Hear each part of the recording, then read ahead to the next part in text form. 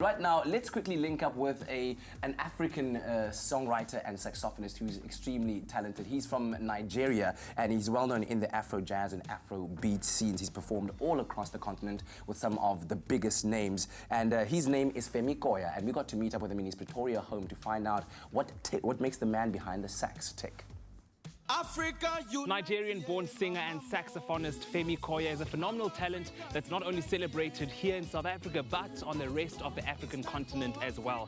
He's shared stages with many musical greats, but today is all about getting to know him a little bit more personally, and where better to do so than in the comfort of his very own home.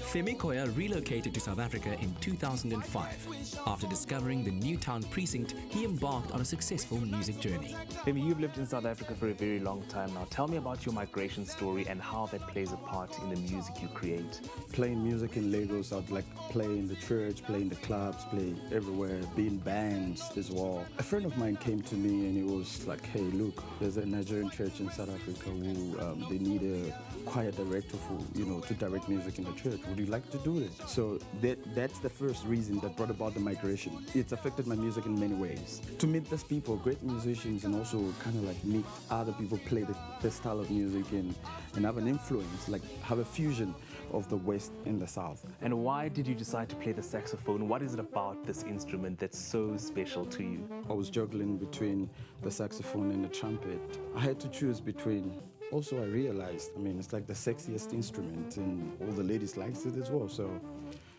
I chose the saxophone. And what would you say are the differences between creating music in Nigeria and in South Africa? Nigerian music industry was really void. And when there's a space, and if you put something in a space, it becomes very obvious.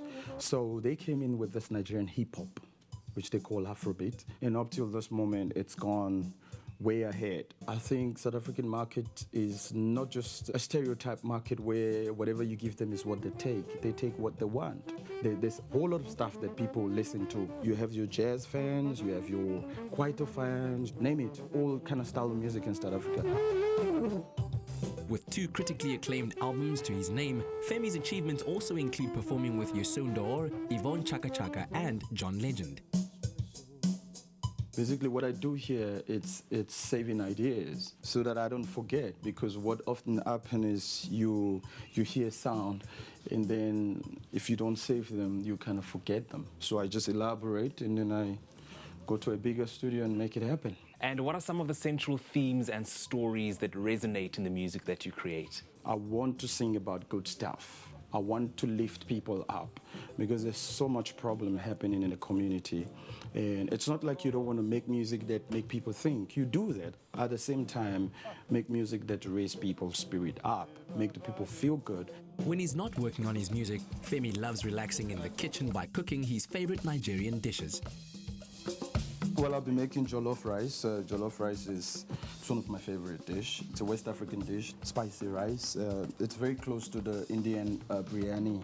What I just have here is very simple. I've got dry chilies, I've got crayfish, and this is raw chili. And I've grinded pepper and tomatoes and onions as well. So yeah, that's what we got for jollof rice. It's just boiling a little bit more before I start adding other stuff in there. With jollof rice, you're free to experiment. While Femi celebrates his heritage in food and music, he honored South Africa in his debut album, Just in Newtown. All right, so Femi, tell me about your journey from your debut album, Newtown, to where you are today.